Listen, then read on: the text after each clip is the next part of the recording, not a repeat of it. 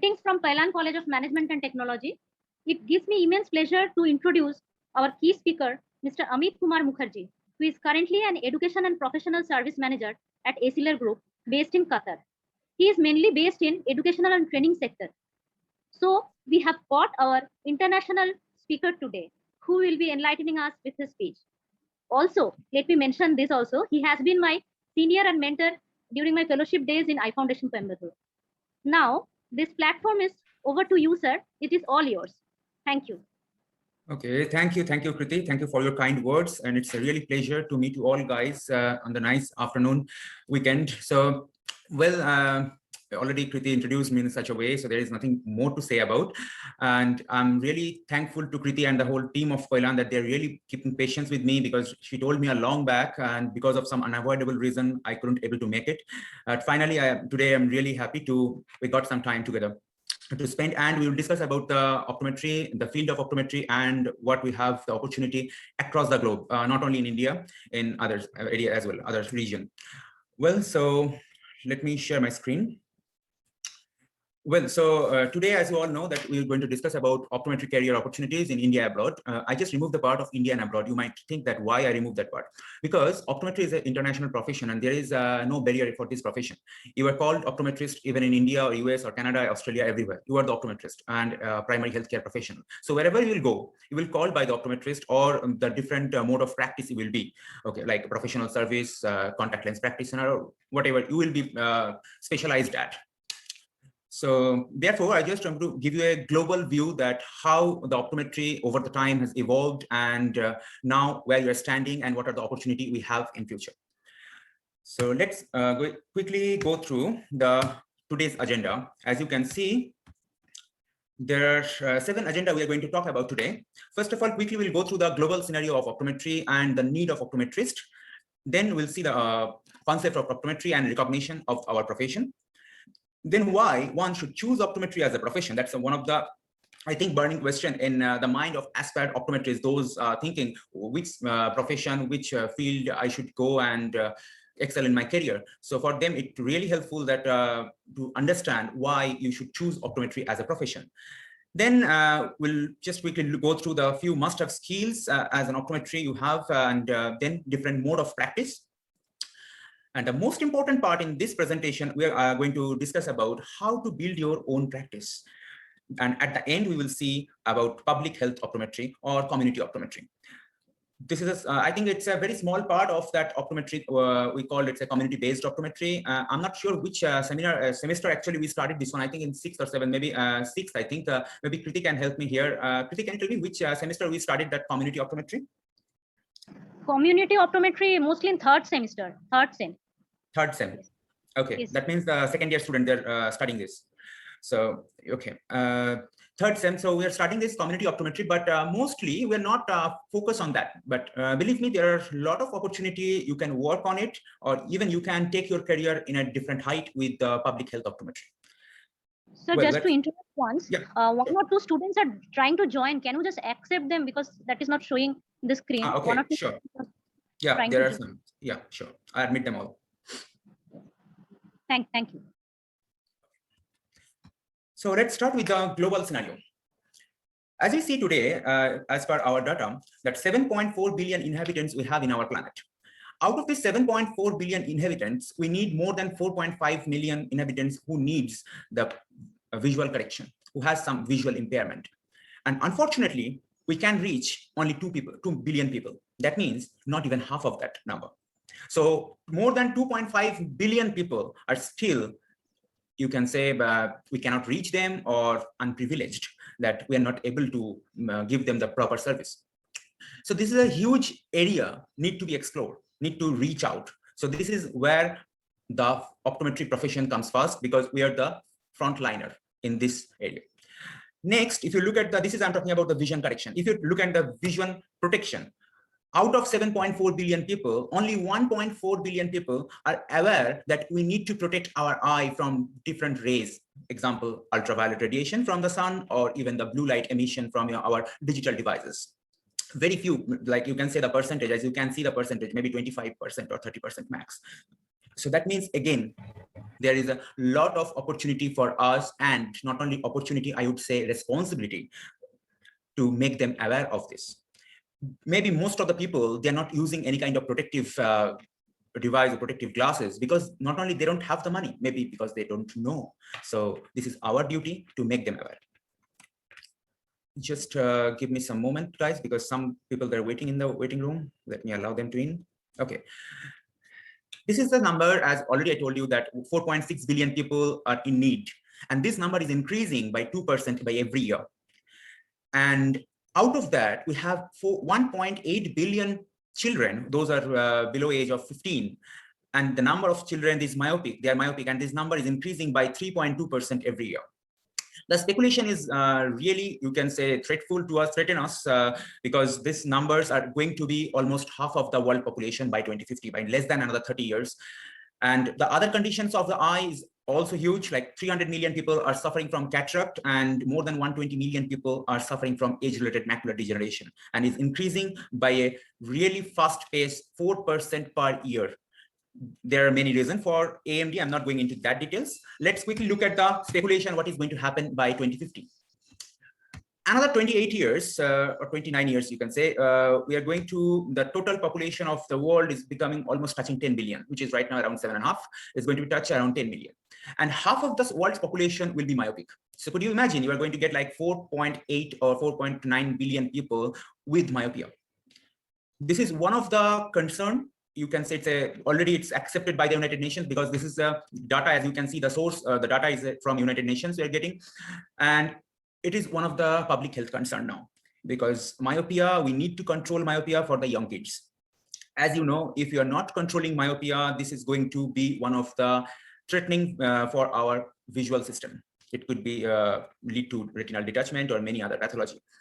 So we need to keep an eye always on this particular population. And obviously, other than that, we have the aging population. Those are baby boomers and Generation X.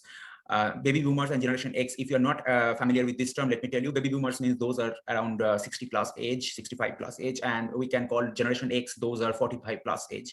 So we just divide into two sections. Those are aging population of our world. So we need to take care of them as well. Well, so this is the global scenario.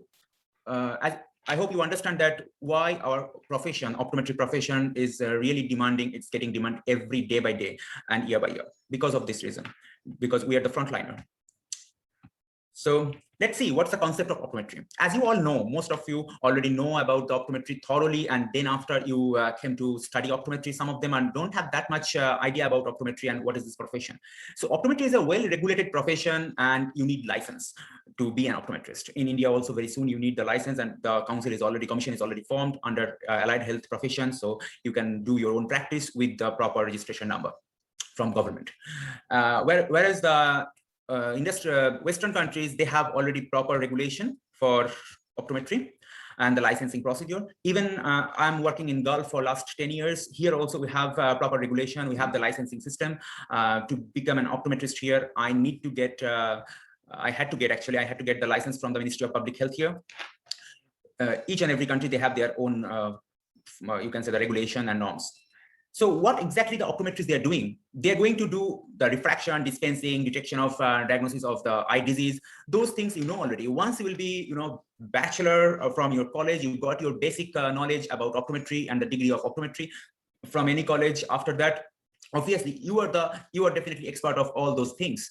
But today, our main aim to feel you guys to go through a journey that optometrists are not doing only these things. There are many other things that optometrist can handle. And I just added this one to understand that why the optometry profession is really recognized across the globe. You can see, as per the World Report in 2006, 2007, they accepted optometry as one of the best profession, not only in US, across the globe.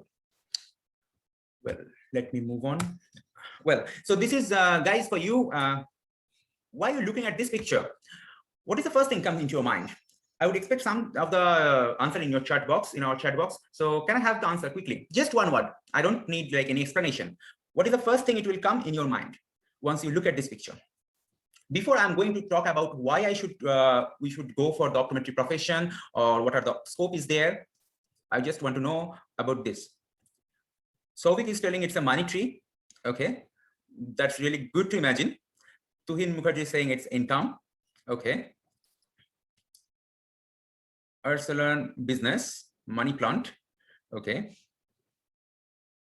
Any other? Financial growth. Okay. Tanmita Adhikari, right? Yeah. Yeah, you guys are very close by. Okay. Basically, whenever we are seeing like this picture, we can say it is the picture of growth. It could be your financial growth, it could be your professional growth, personal growth, but so all together we can say it's a growth, and optometry profession ensure you this growth, not only professionally, even the personally also you will be groomed. So overall, optometry will provide you growth, which is everyone, I'm 100% sure everyone is looking for it. Okay, we need to grow. Nobody wants to be one position for lifelong. Just give me a moment. Some of the guys are waiting in the waiting room. Okay. Well, so why optometry? Some of the guys might tell, okay, the optometry is a medical profession, it's a white collar job, everything is fine. But for me, the optometry profession is why I should take the optometry. Because the optometry profession, if you take the optometry profession, it will open a, like a new horizon of your life. It will change your life in a great way. And the reason is our patient. Because you will get the immediate gratification from the patient while they will put just on their glasses for the first time in their life. They will gratitude, they will feel, and you will feel thankful, so thankful that you make a small difference in a person's life. And it's, to be honest, it's not a small difference. Making someone seeing clear, it's really maybe bigger, much bigger for them. They think you made your day, their day, or you made their life. So obviously you will get the gratification, which is one of the reasons why you should choose optometry. Apart from that, obviously, optometrists are they're very flexible for work hours. Okay, you can choose as per their schedule, your own practice. You can, even in the hospital setup also, you have the option, okay, we'll come in the morning or afternoon, while receiving the most important thing, okay, while receiving very minimal emergency call, because optometrists are not on emergency call that much. And in terms of income, everyone, I'm sure you eagerly know about it. Okay, in terms of income, you won't compromise here also either. You have a very good income, you will not fall short about it.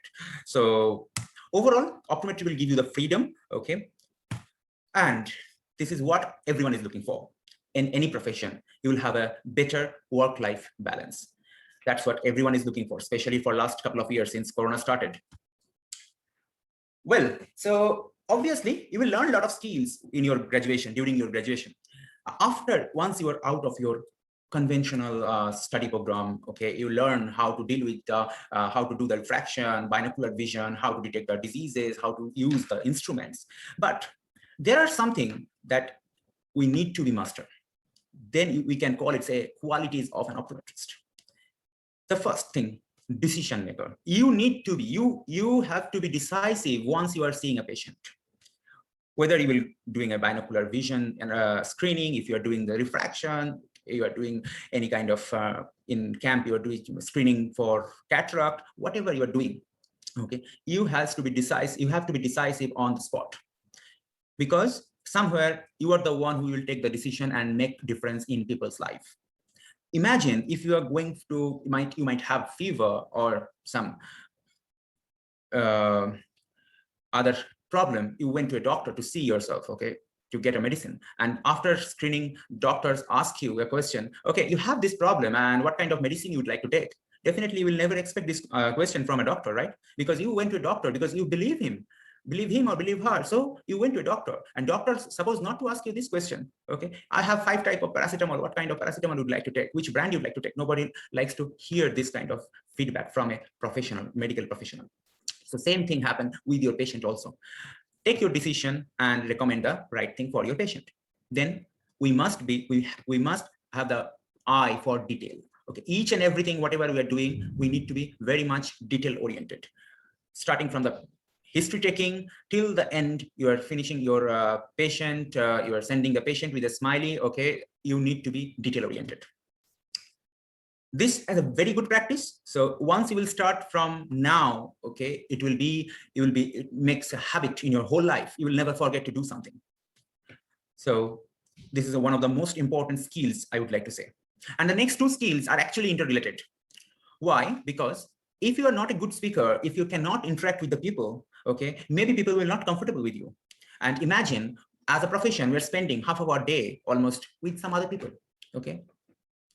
If you're corporate also, you are working with some other people, maybe you are working with another optometrist. And if you're in the clinical setup, you are working with your patients. So everywhere you are surrounded by other people. It's not like you're not doing a job like for example, IT people, okay, who is sitting in that cubicle for the whole day and finish their job. Even no need to speak with someone else. They're doing the job on computer, but for us, no, we are surrounded by the people.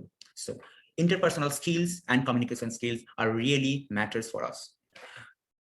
Okay, so these are the must-have qualities or skills, I would say, for optometrist you must have. Let's move on from here. A different mode of practice. All of us know about what optometrist can do, I'm sure, right? Okay. First of all, you can work in a hospital setup where you can do our optometrist regular job, starting from all the jobs like binocular vision, checking all the measurement. Even you can be part of the surgery. Okay, you can assist refractive surgery or cataract surgery. You can involve in pre and post operative checkup. All those things you can do in a hospital setup. Hospital setup, only you need to obviously interact with the patient, and you need to explain them what is going to happen. Because when I was in a hospital setup, okay, some patient, they're really scared what is happening with their eyes, what are the procedure is going on. Maybe you are taking them from one room to another room for another test. Maybe you are taking from the FFA room to perimetry room. Patients, sometimes they are feeling like nervous. Okay, so you need to tell them what actually you are going to do with their eyes, what are the tests for, what are the result you are going to analyze, okay, why these two tests are important. So these are the things. So you need to be very well communicate again with the patient, with your patient. This is the hospital setup job. Then obviously there are many things need to be explored yet. So you can be complete your master's and PhD, you can be researcher. At the same time, you can educate the next generation optometrist as well. So there's always a scope for research in optometry. Then retail chain optometrist. The retail chain optometrist, they're a bit different, or you can say the professional demand in a retail chain optometrist is a bit different from hospital or academic based optometrist. Because in retail chain optometrist, apart from all your skills, what you learn in your basic training of optometry from the college or university, you need to add something else. That is business acumen. You need to understand the business. Because in retail chain optometrist, maybe you can start in a big retail chain, you can start as an optometrist. After a few years, you will become a senior optometrist, or if you're performing well, there are a lot of scope to, move further. So you can be the cluster optometrist, you can be the optometrist trainer in the same company. So slowly you will grow up, okay, in the same company. So you need to understand the business of optical. How opticals, because even some of the retail chain, they prefer optometrist as a store manager. So they are making the optometrist only store manager. So at that point of time, you need to take care of your patient as you're doing it since your first day in optometry college. But at the same time, you need to focus on business, and you need to understand how the retail business is running.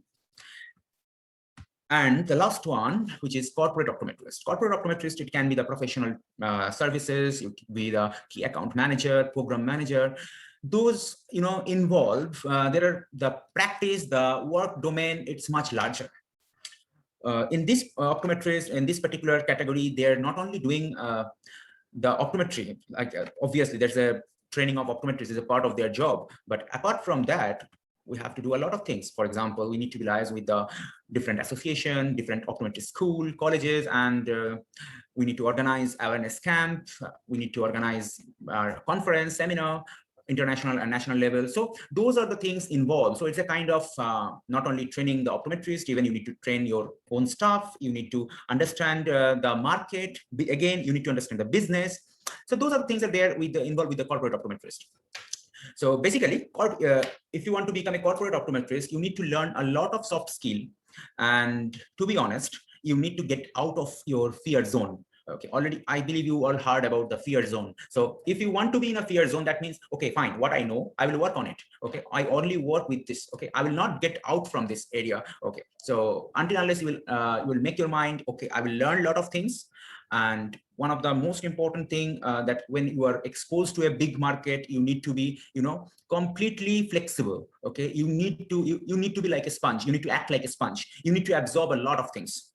Okay, you need to learn a lot of things. You will think, okay, I am the optometrist, so I know everything. Okay, no, this mentality, this ego, you have to like keep at your home while you're going for the work, especially in a corporate optometry. Okay, you need to be flexible. You need to be understand. Okay, the others also, maybe some other people, they are doing much better than you in a corporate sector, so they are not optometrists. So we need to be understandable and flexible with all of them. Well, so these are the 4 categories everyone knows. And as I told you earlier, that there is no different in a position name. You will go any part of the world, the name, position name is remain same. Okay, so I'm not going to tell exactly what is happening in India and abroad. So it's a overall view. Well, so next, this is the question again for you guys. What do you think about this one? What is this picture actually telling you once you look at this picture? This time I'm really looking for some more answers. Last time I got only 5 or 6 answers.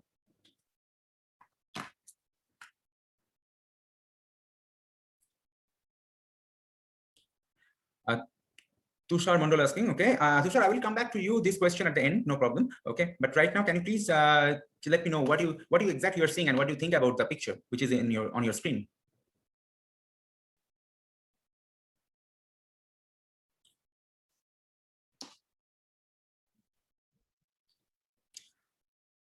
Mitra is saying out of your comfort zone to bigger space. Okay, small to bigger bowl. Okay, that's you're saying that's an apparent thing. What is the inner meaning of it? Leave your comfort zone. Okay, theory world to the practical world. Okay, that's a good thing. Try to make your zone bigger. Okay, anyone else?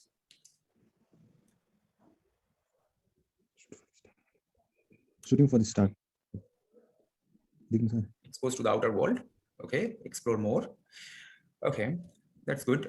Some of you are really close, but if I'll ask you, tell me in one word. So one word will be independence, because in the profession of optometry, you can be free. Okay, you can set your own business, own practice, whatever you want. Okay, very few professions give you this kind of opportunity to grow. Even you will be alone. You don't need to be attached with some organization, institution, or anything. Okay, you can start all over your own things. So independence. So this is one of the things who doesn't who wants to be like like I don't like to work for someone else. It's always welcome. You can do. Okay, you are the entrepreneur. You can do it. Okay, but this is the optometry profession will give you this opportunity. So let me take you through the journey, how you can be independent and what are the skills you need to inherit. Independent practice. This is a picture what I put here on top. This is let me take my laser pointer out. This picture on the top. This picture actually is one of the practice in US. Okay, what is the difference? In India also you have seen a lot of optometrists, even some of my friends or seniors, they have done exceptionally well in their own practice. Believe me. Okay, I'm regularly in touch with them. I know that they're doing exceptionally well with their own practice. But I'm sure you have seen the optical store or optometrist practice in India, in Kolkata. Okay, what do you think about this practice in US? What is the difference? What is the basic difference? Environment.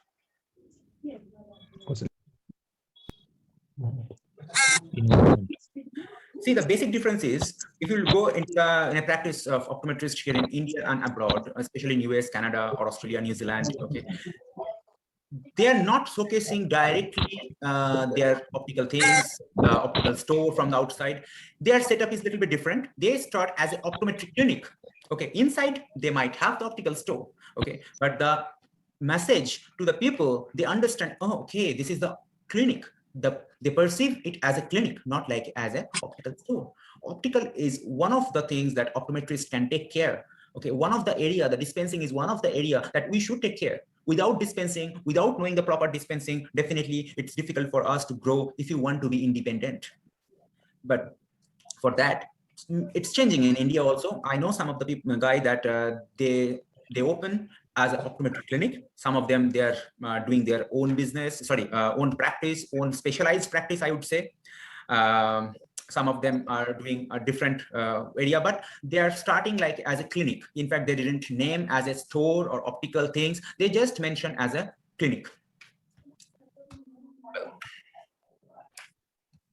So whenever you are independent, you want to start your own business, you need to think about the customer satisfaction or patient satisfaction. So how you can make them satisfied? there are mainly three things together which will make a patient satisfied. First thing is refraction. Second, how you will take the measurement after that, and what is the kind of lenses you are going to choose for that particular patient. These all three together, it could be the make a patient satisfied. And now if I'll move further, that even to choose a perfect lens, there are three important things that while choosing the lenses, you need to focus on the material, coating, and what type of design you are giving. This is just very few. I'm not going into the details of it, because if I'll start the details of it, it will be more than a few hours. So these are the very basic things that where you should focus if you want to start your own business. Well, so last but not the least, we are almost at the end. Public health optometry. At the beginning, already told you, we are discussing with Kriti that you are studying on during your third sem, that community health or community optometry. But very few of us thinking about actually this public health optometry. Actually, it is in their 5th sem, if I'm not wrong. 5th sem. Okay, 5th sem. Yeah, that's what I'm thinking, because third sem normally we are studying some other things, right? The disease and all those things. Yes. Okay. So 5th sem you are studying this public health optometry. So why public health and the optometry can be related? Guys, please don't put the mark on it. Okay. Why the public health and optometry are really interrelated? Because, you know, as a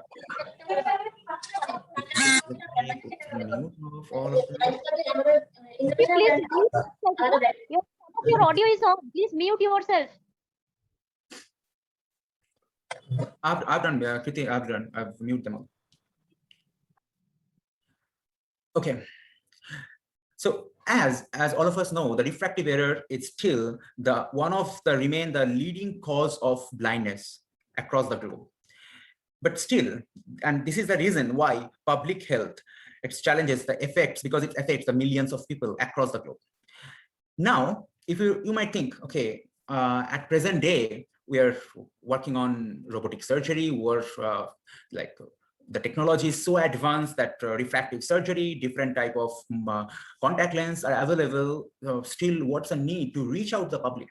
But believe me, those facilities, as just now I mentioned, the refractive surgery or contact lenses, it is far away from the reality for the major part of our population.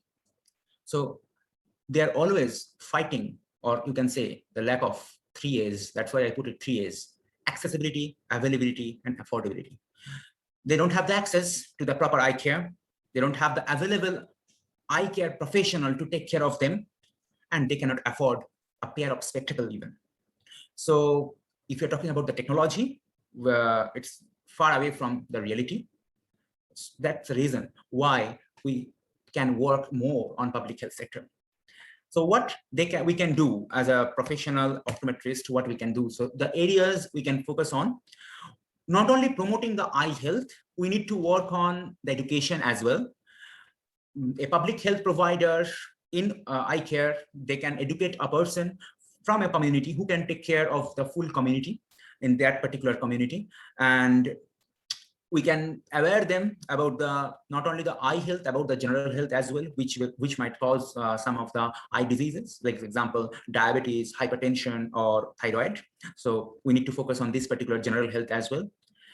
We can work on different epidemiology and operations wise in different refractive error or any other diseases, like in a community. If I need to give the data to the government or any other organization to work on them, we need to get a proper data that this community have this much percentage of refractive error or this much percentage of different kind of diseases. So those are the things we can do as a public health provider. Obviously, if you want to be just work as an optometrist after your basic degree of optometry, you can do it. Or else, if you want to be really want to take it as your profession, or you want to be the policymaker from some national and international organizations, as you know, IAPB is there. Even in government level, they have the Preventive and Control Blindness Commission. So you can work in different areas. Even the United Nations, they have some different program for each. So for that, you need to get some formal training. you can be the public health, you can do your post-graduation in public health, or you can do your post-graduation in community eye health. So there are many options that you can choose. If you really want to be advocate, you can just take your eye care for the mass. And in India, especially in India and some part of Africa, those are the underprivileged people. They have a lot of things yet to do. Okay, the eye care, it's really far away from them. They're not getting the proper eye care what they're supposed to, because as a human being, each and every human being have the right to the health. Okay, that's a basic thing. Well, so that's all from my side. Before I would going to end, I would like to conclude with a old French proverb: learning is the eye of the mind. So keep learning and be happy. Take care, guys. Thank you so much.